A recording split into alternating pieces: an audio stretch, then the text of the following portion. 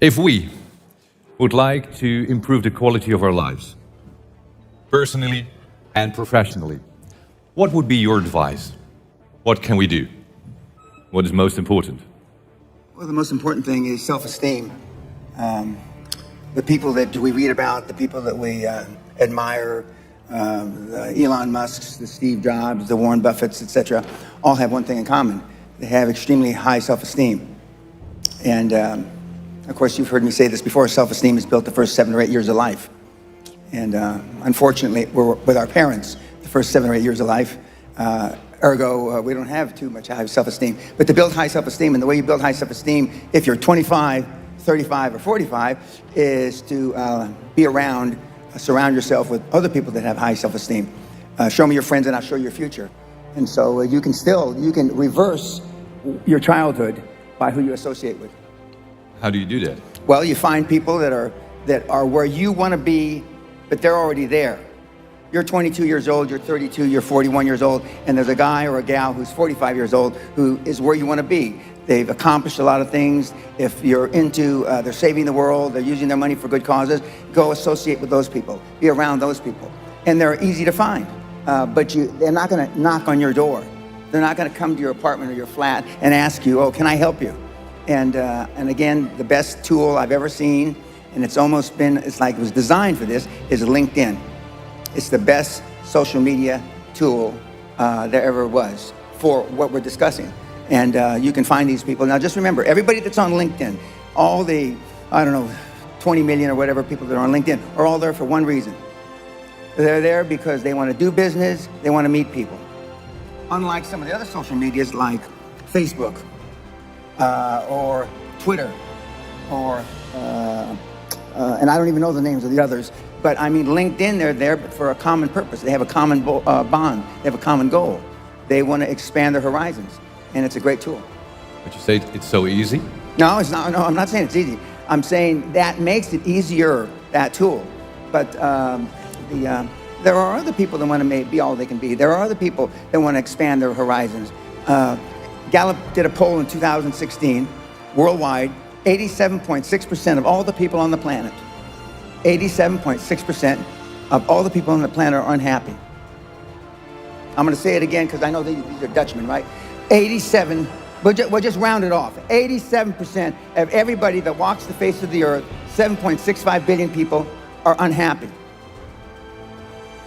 So what went wrong? Well, I mean, when did it start? Well, if you were born in Biafra, I mean, the odds are against you. But if you were born in the Netherlands, which a lot of you were, rightly or wrongly, you had a better chance, a better opportunity than a poor kid born in Biafra. Okay? What have you done with it, if anything? Most of you, I can just look. I wore my glasses. Normally, I like to be filmed without my glasses. But last time, I didn't wear my glasses, so I couldn't see your faces. I've got my glasses on now, so I can see your faces.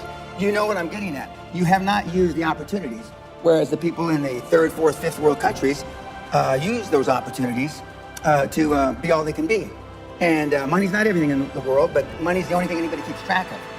And so you can use that money that you make, as the Gates are doing, in trying to save the earth, to save the world, and to do good.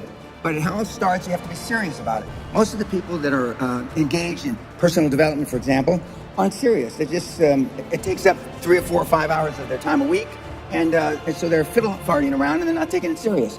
If you want to take it serious, Michael is a successful mentee of mine, and you wouldn't be here if it wasn't for he putting on these kinds of events. But he got serious about it a number of years ago, and he's doing a lot of good. How many of you can say the same? How many of you can say that you're serious about it? How many of you can actually say that you're trying to be all you can be?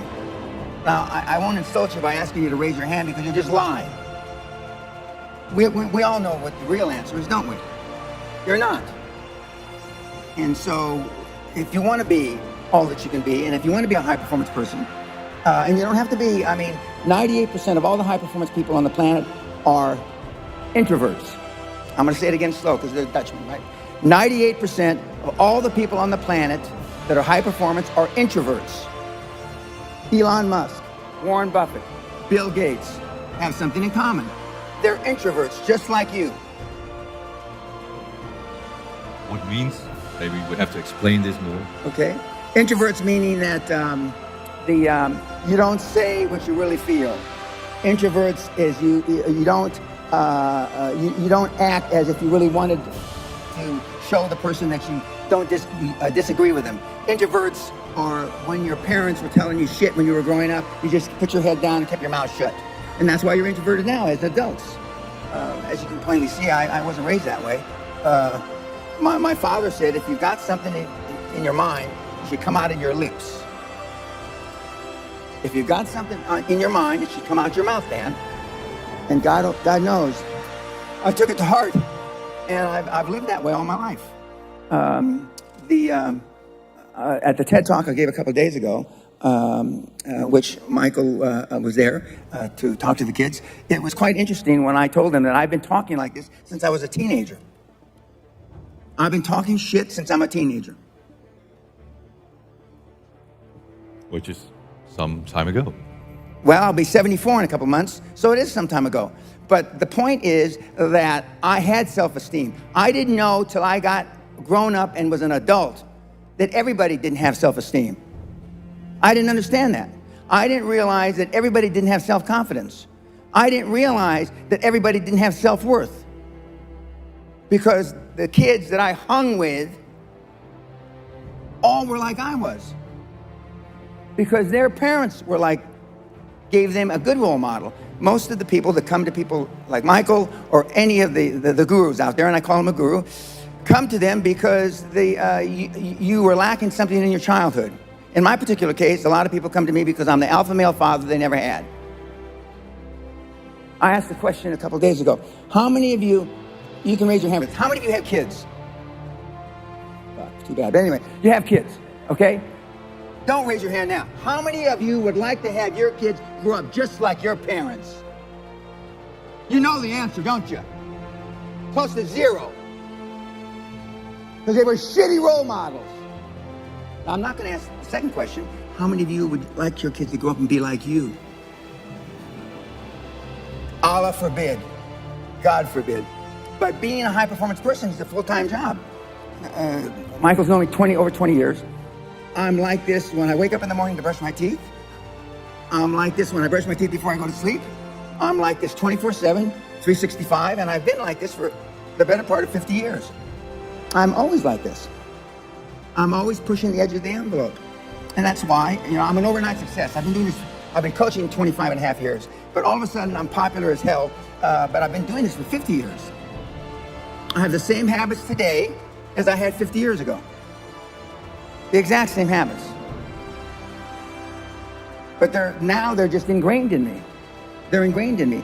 And for those of you that have never been around the high performance people like I just alluded to, the Warren Buffetts, Elon Musk, God rest his soul, Steve Jobs, who I happen to have known, they were like this 24/7, 365. It wasn't an act. So is it a choice? Correct. To be tough. Firm but fair.